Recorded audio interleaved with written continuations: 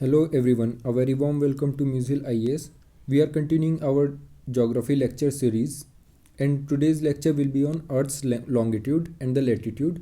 And in this lecture we will also see the international dateline, international timeline and the Indian standard time set by our government. And this lecture is going to be provided by me, Mohit Kumar Chauhan. First we will see the introduction. The concept of longitude and latitude was first given by Eratosthenes, and he was a great Greek philosopher and a mathematician. He was the first person who measured the earth's surface. And उसने ये कैसे किया, एराटोस्थेनेस ने ये कैसे किया, he take the advantage of the spinning of the earth on its axis from west to east. आप जानते हैं हमारी earth west to east rotate करती है, and this provide the two natural points, and these are the north pole and the south pole. यहाँ पे आप देख सकते हैं this is the north pole and this is the south pole, and they form the basis of this geographical grid which was provided by Eratosthenes. And ये geographical grid है क्या, ये एक नेटवर्क है, एंड इस नेटवर्क में there are many intersecting lines drawn for the purpose of fixing location. इसमें हमें लोकेशन फिक्स करनी थी, उसके लिए हम ये ग्रिड्स बनाते हैं, एंड ये काफ़ी यूजफुल होती हैं in demarcating any location. These grids consist of two sets of horizontal and vertical lines which are called the parallels of the latitude and the meridians of the longitude. Parallels क्या होती हैं? These are horizontal line which are going from west to east. These are called parallels of latitude, and those lines which are vertical are known as meridians of longitude, and these are the lines which are connecting the north pole and the south pole. Horizontal lines are drawn parallel to each other. जो आपकी horizontal lines आप देख रहे हैं ये एक दूसरे के पैरेलल होती हैं and moving from east to west direction. इनमें से एक लाइन है जो आपके मिडवे में ड्रॉ की गई है of the north pole and the south pole, and this line is the equator. और इक्वेटर ही आपका सबसे बड़ा सर्कल होता है जिसे हम ग्रेट सर्कल बोलते हैं, और ये अर्थ को दो इक्वल हाफ्स में डिवाइड करता है. एंड ऐसे ही दूसरी लाइनें होती हैं जिन्हें हम बोलते हैं वर्टिकल लाइंस, जो रन करती हैं from north to south and join करती हैं दोनों पोल्स को. They are called the meridian of the longitude, and they are spaced farther apart at the equator and converge at the points at each pole. हमने अभी इससे पहले पढ़ा कि जो आपकी पैरेलल्स होती हैं वो बाय द वर्ड पैरेलल्स हैं, लैटिट्यूड्स हैं, वो पैरेलल्स होती हैं वो कहीं पे भी एक दूसरे से मीट नहीं करती हैं, but the longitudes which are meridians ये एक दूसरे को मीट करती हैं at the north pole, and ये फार्देस्ट अपार्ट होती हैं एट द इक्वेटर. आप यहाँ पे देख सकते हैं लॉन्गिट्यूड्स में यहाँ पे आपको गैप ज़्यादा दिख रहा है, पर आप जैसे ही पोल की तरफ जाएंगे यहाँ पे गैप काफ़ी कम हो जाता है एंड पोल पे बिल्कुल क्लोज हो जाता है. एंड इससे फ़ायदा क्या होता है, हम किसी भी लोकेशन को ईजिली डिमार्केट कर सकते हैं. जैसे कि आज की डेट में अगर हम चेन्नई को डिमार्केट करें तो we will get the location of Chennai as 13.09 degree north and 80.25 degree east. 13.09 degree north of the equator, this is the equator, and the 80.25 degree east of the meridian. हम इक्वेटर एंड मेरिडियन भी देखेंगे क्या होते हैं. Equator तो हमने देखा था अभी कि इक्वेटर एक लाइन है which is drawn between the north pole and the south Pole in the midway of North pole and the south Pole. पर मेरिडियंस कैसे डिसाइड होती हैं ये भी हम आगे देखेंगे. तो इसका मेजरमेंट जान लेते हैं. ये हमारे पास जो फिगर आई थी 13.09 और 80.25 डिग्री, ये कैसे आती है. तो इसके लिए एक असेंबली हुई थी in 1884 which was known as International Meridian Conference, और ये हुई थी आपकी इन द ग्रीनविच और in London which is in Britain. And the Great Britain of 1884 is the most powerful country of that time. तो इसका प्राइम मेरिडियन से क्या लेना देना है वो भी हम जानेंगे. पहले हम देख लेते हैं कि हम ये एंगल कैसे नापते हैं. जैसे कि हमने एक रेफरेंस पॉइंट लिया equator, and we connect the equator to the centre point of the earth. जैसे कि आप देख सकते हैं हमने इक्वेटर को centre point of the earth से कनेक्ट कर दिया, and the angle which was drawn by considering the equator as the base surface, जो भी हमारा एंगल हम ड्रॉ करेंगे, and the line touching the surface of the earth through this angle, उसे हम बोलते हैं पैरेलल. और ये कुछ भी हो सकता है फ्रॉम 0 to 90, 1 हो सकता है, 1.1 हो सकता है, 10 हो सकता है, 12 हो सकता है. तो जैसे कि अगर हम यहाँ से 50 डिग्री का एंगल बनाएं तो this will be like this. ये 50 डिग्री का आपका एंगल है। And wherever this line, the 50 degree line touching the surface of the earth, this will be known as the 50 degree north of the equator, and every area which was on this 50 degree latitude will be known as 50 degree north of the equator. And same is the case with the southern part. The lines which are drawn from the equator at 20 degree angle, these lines will be called as 20 degree south of equator. अब ये तो हो गया आपका latitude. हमने longitude कैसे decide किया कि which line or which place will be called as 0 degree longitude or which will be as the reference point of longitude. तो ये हमें उस टाइम पे डिसाइड करवाने में हेल्प की, या फिर ये कह सकते हैं ज़बरदस्ती बनाई गई, because of the political situation of that time. 1884 में जो दुनिया की सबसे मेजर कंट्री थी, या फिर आप कह सकते हैं जो भी सबसे मेजर पावर थी, दैट इज़ द ब्रिटेन। तो ब्रिटेन ने अपने आप को एक रेफरेंस पॉइंट मान लिया, and the meeting which was happened in Greenwich in London was considered as the 0 degree longitude or prime meridian of the earth, and यही बना आपका reference point for the time of the whole earth. इसका main जो कारण था वो यही था, क्योंकि ब्रिटेन उस टाइम का सुपर पावर था, एंड वही चाहता था कि जो 0 डिग्री लाइन हो उसके यहाँ से निकले। So this is the thing. And the places which are east of this prime meridian are ahead of the time, and the places which are west of the prime meridian are behind the time of prime meridian. So जो भी places आपके east में पड़ रही हैं, जैसे कि मान लीजिए इंडिया है, एंड ब्रिटेन में इस टाइम पे दोपहर के 12 बज रहे हैं, या फिर 12 o'clock हो रहा है ऑफ द नून, तो इंडिया में इससे ज़्यादा टाइम होगा। ज़्यादा मतलब it can be like 5:30 PM। इसकी कैलकुलेशन हम आगे देखेंगे कि how do we calculate this time. पहले हम जान लेते हैं लैटिट्यूड के बारे में। What are the latitudes?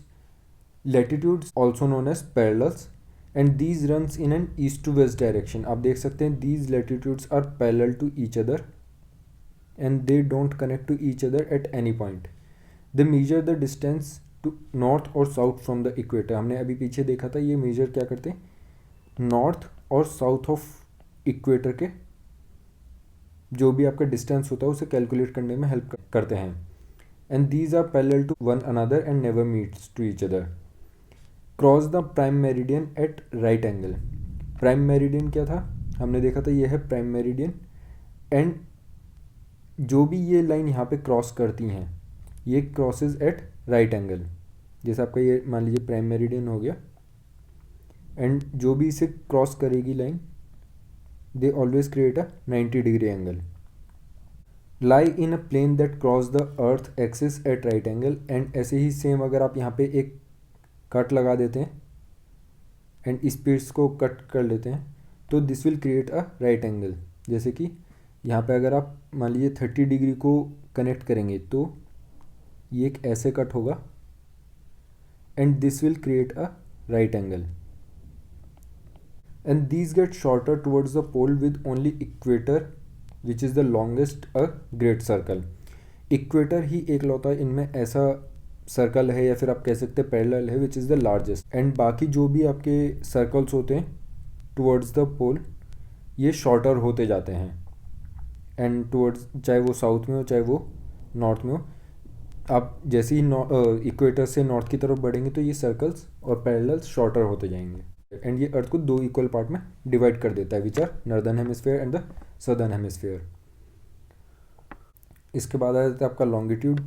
Longitudes are also known as the meridian, और ये वो लाइन है जो रन करती हैं आपके नॉर्थ टू साउथ डायरेक्शन में। These are connecting the north pole and the south pole, measuring the distance east or west of the prime meridian. हमने देखा था प्राइम मेरिडियन कहाँ से निकलता है, ग्रीनविच से। तो ये ग्रीनविच से प्राइम मेरिडियन निकलता है, एंड ये डिस्टेंस मेजर करता है east or west of prime meridian. जैसे कि आप यहाँ से इस तक जाएंगे 0 डिग्री प्राइम मेरिडियन से 10 डिग्री प्राइम मेरिडियन तक जाएंगे तो आपका ये डिस्टेंस मेजर करेगा towards the east of prime meridian. And जैसे अगर आप वेस्ट की तरफ जाएंगे तो this will measure the distance towards the west of prime meridian, and this crosses the equator at right angle. These all lines are creating the 90-degree angle at equator, and these lines lie in a plane that passes through the earth axis, and these are equal in length. ये सारी ही लाइनें are equal in length. All the latitudes are not equal. Only the equator is the biggest one, and the parallels which are present at the poles is the shortest one. तो जितनी भी ये parallels थी ये equal नहीं थी, कोई छोटी है, कोई बड़ी है, कोई सबसे बड़ी है. बट प्राइम मेरिडियन में ऐसा केस नहीं. In prime meridian all the lines are equal in length and they are half of the great circle. Great circle आपका ये है, these are the half of the great circle. Like this is 0 degree prime meridian, तो इसके opposite में जो भी जाएगा that will be the 180 degree prime meridian और 180 डिग्री मेरिडियन. क्यों? Earth is a sphere and sphere is 360 degree, तो उसका जो भी हाफ होगा वो 180 डिग्री मेरिडियन होगा. एंड चाहे आप ईस्ट की तरफ से जाइए चाहे आप वेस्ट की तरफ से जाइए, आपको 180 डिग्री मेरिडियन पे आप ज़रूर पहुंच जाएंगे. This is the case with longitude. And this prime meridian divides the earth into two halfs, that is the western half and the eastern half. Now let's see how do we calculate the longitudinal time. Just imagine if you are standing at one place on the earth, like you are standing somewhat here, and we know the earth is rotating from west to the east. The earth is rotating from west to the east. So we will rotate with the earth, and what will be the speed of the rotation? There is a very simple formula for this. As we know, the earth is a sphere, that is it has 360 degree angle and it completes its rotation in 24 hour. तो अगर उस हिसाब से देखें तो हम अगर 360 degree को 24 आवर से डिवाइड करेंगे तो we will get about 15 degree of angle in 1 hour. जैसे आप ये देख सकते हैं, ये 15 डिग्री आपका टाइम है. This is covered by earth in 1 hour. That is earth is divided in 24 time zone and each covers the 15 degree longitude. So if a person standing at one place for about 1 hour, she or he will move by about 15 degree and she won't even realize it. So if we want to calculate the time of any place, we just have to find the degree of displacement and multiply it with 4. If the person have moved about 50 degree, then if we multiply it by 4, we get 200 minutes. The person have traveled the distance equals to the rotation speed of the earth in 200 minutes. This is how we calculate the longitudinal time and distance. By this method we will calculate our Indian Standard Time.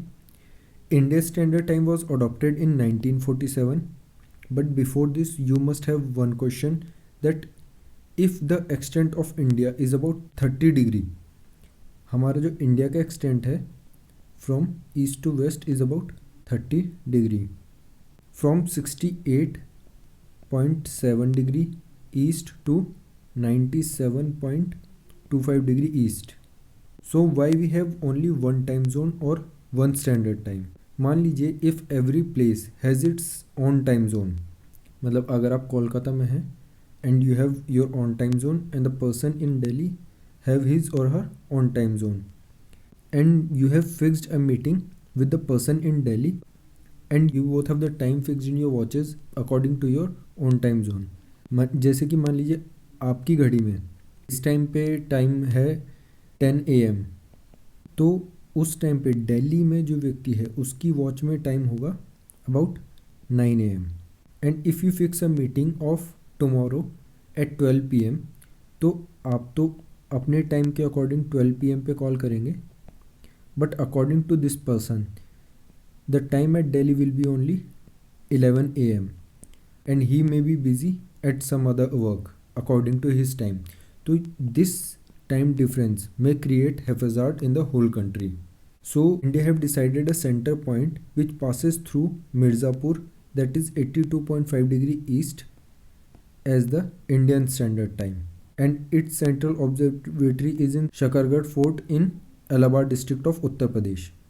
ये तो हमने जान लिया कि 82.5 degree east हमारा time zone है, but इसको हम टाइम कैसे डिसाइड करेंगे? जो भी आपका टाइम ग्रीनविच में हो रहा है उसमें हम 82.5 डिग्री ईस्ट के हिसाब से टाइम ऐड कर देंगे। मान लीजिए ग्रीनविच में इस टाइम पे टाइम है 12 o'clock या फिर 12 PM। तो इंडिया में कितना टाइम होगा, इसमें हम 82.5 को 4 से मल्टीप्लाई करेंगे तो हमारा आंसर आ जाएगा इसमें 330 मिनट्स। और 330 मिनट्स को आवर में कन्वर्ट करेंगे तो ये आ जाएगा 5 hour 30 minutes। If we add 5 hour 30 minutes in 12 PM, so the time in India will be 5:30 PM. This is how we calculate the time zone or time of any country. This time zone have created many problems in the past, and there are many issues like when British colonized India, they have introduced the चाय बागान time. चाय बागान time मतलब जो आपका T planters का time होता है, उनके हिसाब से इन्होंने एक चाय बागान टाइम डिसाइड किया था which was 1 hour ahead of Indian standard time. अभी हमने देखा यहाँ पे अगर 1 hour का डिफरेंस हो तो how much problem it can create. तो उस टाइम पे इन्होंने 1 hour का टाइम डिसाइड किया था इंडियन स्टैंडर्ड टाइम से ahead to improve the productivity of the chai बागान्स। But after independence Indian government have impose its standard time on the Assam or Northeast India. But the administration of Assam want to change its time zone back to the Chai Bagan time. But Indian government did not accept demand of the Assam government. So this is a current affair issue. You can search it on internet. What is the issues relating to the Indian Standard Time and what is the solution given by the various researchers. हमारा next topic है international date line. अब ये बहुत ही ज़्यादा confusing topic है तो इसको ज़रा ध्यान से समझिएगा। हमें ये पता है कि हमारी डेली डेट्स चेंज हो जाती हैं, पर ये डेट्स कहाँ से स्टार्ट होती हैं, कहाँ पे ख़त्म होती हैं, क्या पूरे अर्थ पे एक टाइम पे एक डेट रहती है या फिर पूरे अर्थ पे अलग अलग डेट्स रहती हैं। हमने अभी ये पढ़ा था इंटरनेशनल टाइम लाइन के बारे में। इंटरनेशनल टाइम लाइन जाती है आपकी ग्रीनविच मेरिडियन से। This is international time line and this is international date line. International time line के बिल्कुल opposite that is 180 degree meridian पे, चाहे आप ईस्ट से जाइए चाहे आप वेस्ट से जाइए, 180 डिग्री मेरिडियन पे। ये हो गया आपका ग्रीनविच मेरिडियन। इधर आप राइट हैंड साइड पिक में देख सकते हैं, this is Greenwich meridian and इसके जस्ट अपोजिट होती है इंटरनेशनल डेट लाइन। तो ये इंटरनेशनल डेट लाइन ही हमारी एक प्रामाणिक लाइन है जिससे हमें ये पता पड़ता है कि हमारी डेट चेंज हो चुकी है। पर आप पूछेंगे कि ये हमारी जितने भी बाकी सारे लॉन्गिट्यूड्स हैं वो स्ट्रेट हैं, पर ये इंटरनेशनल डेट लाइन क्यों जिगजैग है। इंटरनेशनल डेट लाइन को फॉर अ पर्पस जिगजैग रखा गया है। दैट इज़ बिकॉज अगर इंटरनेशनल डेट लाइन स्ट्रेट होती तो यहाँ पे पढ़ने वाली जितनी भी कंट्रीज़ हैं जैसे माइक्रोनेशिया, पोलिनेशिया और मेलिनेशिया, यहाँ पे ये जितनी भी आइलैंड कंट्रीज़ हैं और यहाँ पे इन आइलैंड कंट्रीज़ में ग्रुप ऑफ आइलैंड्स होते हैं जो अगर हम इंटरनेशनल डेट लाइन को स्ट्रेट रखते तो वो इंटरनेशनल डेट लाइन के दोनों तरफ आ जाते। एंड इन लोगों को ये बहुत ज़्यादा कन्फ्यूजन हो जाती कि एक ही कंट्री में दो जगहों पर दो डेट होती, तो वो लोगों के लिए एडमिनिस्ट्रेटिव पर्पस से ये फिजिबल नहीं होता। तो इन लोगों की फिजिबिलिटी के लिए इंटरनेशनल डेट लाइन को उन जगहों से निकाला गया जहाँ पे सी था और जहाँ पे लैंड नहीं था।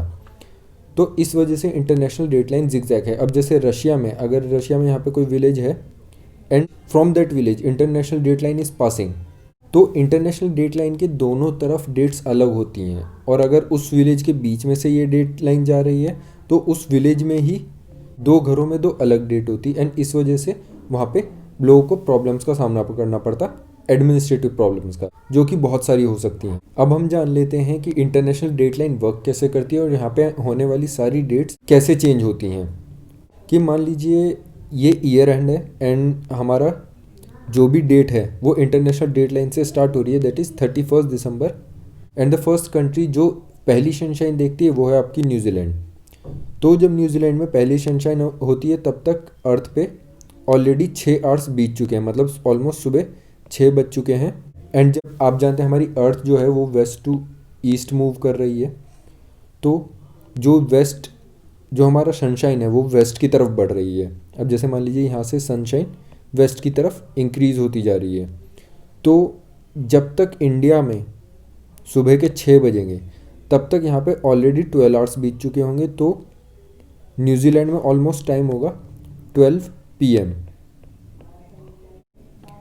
एंड आफ्टर अगेन 6 आवर्स जब यूरोप में या फिर इंटरनेशनल टाइम लाइन पे 12 o'clock होगा, मतलब यहाँ पे दिन स्टार्ट होगा, सॉरी यहाँ पे तो दिन स्टार्ट हो चुका है, जब यहाँ पे 6 बजेंगे तो यहाँ पे उस टाइम पे ऑलमोस्ट 18 ओ क्लॉक होंगे, मतलब 6 बज जाएंगे शाम के। And again when this sunshine covers the whole American continent, तो यहाँ पे रात होने वाली होगी और नेक्स्ट डे स्टार्ट होने वाला होगा। और आप देखेंगे कि न्यूजीलैंड अपना पूरा दिन बिता चुका है एंड अमेरिकन कॉन्टिनेंट में अभी दिन भी अच्छे से स्टार्ट नहीं हुआ है। तो आपको क्या लगता है कि क्या न्यूजीलैंड के लोग पूरी अर्थ का इंतज़ार करेंगे कि वो पूरे अर्थ पे टाइम एक दिन ख़त्म हो जाए तब उनके पास नया दिन आए? तो ऐसा नहीं है। न्यूजीलैंड के लोगों के लिए जब तक अमेरिकन कॉन्टिनेंट में दिन रहेगा तब तक न्यूजीलैंड के लोगों के लिए नया दिन स्टार्ट हो जाएगा। एंड क्योंकि न्यूजीलैंड के लोग ऑलरेडी 24 आवर्स अपने पूरे कर चुके हैं of the 31 December. And next day मतलब जैसे ही इंटरनेशनल डेट लाइन कवर होगी तो यहाँ पे न्यूजीलैंड में नेक्स्ट डेट स्टार्ट हो जाएगा, मतलब न्यूजीलैंड में आपका न्यू ईयर स्टार्ट हो जाएगा एंड इट विल बी 1 जनवरी। पर अभी भी जो नॉर्थ अमेरिकन या फिर साउथ अमेरिकन कॉन्टिनेंट के लोग हैं वो अभी भी एक्सपीरियंस कर रहे हैं 31 दिसंबर, क्योंकि उनके लिए दिन लेट स्टार्ट हुआ है एंड इनका अभी भी जो नया दिन है वो आना बाकी है। पर तब तक जो न्यूजीलैंड के लोग हैं वो अपना 1 जनवरी भी काफ़ी हद तक पूरा कर चुके होंगे, तब उनके लिए मतलब ये नॉर्थ अमेरिकन लोगों के लिए या फिर साउथ अमेरिकन लोगों के लिए तब इनके लिए 1 जनवरी आएगा। अगर आप इस चीज़ को ऐसे देखें, अगर आपको एक ही साल के 2 बार न्यू ईयर सेलिब्रेट करने हैं तो you must travel from New Zealand to this side, from west to east. और इसमें होता क्या है, जैसे मान लीजिए आप अभी वेस्ट में हैं, आपने न्यूजीलैंड में रह के अपना न्यू ईयर सेलिब्रेट कर लिया, पर आपको अभी दोबारा से न्यू ईयर अपना सेलिब्रेट करने का मन कर रहा है तो आप यहाँ से चले जाइए अमेरिकन कॉन्टिनेंट में कहीं पे भी चले जाइए, ब्राज़ील, चिले, पेरू। तो जब तक आप यहाँ पे पहुँचेंगे तब तक यहाँ के लोगों के लिए अभी भी 31 दिसंबर है और आप यहाँ पे जाके इन लोगों के साथ न्यू ईयर सेलिब्रेट कर सकते हैं। पर अगर कोई व्यक्ति जिसके लिए यहाँ पे 31 दिसंबर है और वो इस जगह पे आ जाता है तो वो यहाँ पे आके देखता है कि यार मैं तो 31 दिसंबर में निकला था, पर मैं जब पहुँचा हूँ तो ये 1 जनवरी का भी आधा दिन निकल चुका है, तो उसको जो न्यू ईयर की नाइट है वो कभी भी सेलिब्रेट करने का मौका नहीं मिलेगा। तो इसी हिसाब से हम हमेशा ये कहते हैं the one who travel from west to east always gains a day, and this rules apply only on date line, and whoever travels from east to west always lose a day। हमने देखा कि जो waste to east बन रहा था, मतलब जिसने 1 जनवरी already experience कर ली थी, जब वो ईस्ट में जाएगा तो उसे दोबारा 1 जनवरी सेलिब्रेट करने का मौका मिलेगा। तो उसने एक ही दिन को 2 बार जी लिया, तो ही गेन्स अ डे। पर जो व्यक्ति ऑलरेडी 31 दिसंबर में था एंड वो जब इस साइड आता है तो वो देखता है उसका 1 जनवरी, मतलब जो 1 जनवरी की नाइट थी वो उसकी ज़िंदगी से गायब हो जाती है। So he loses a day. This is the concept of international date line.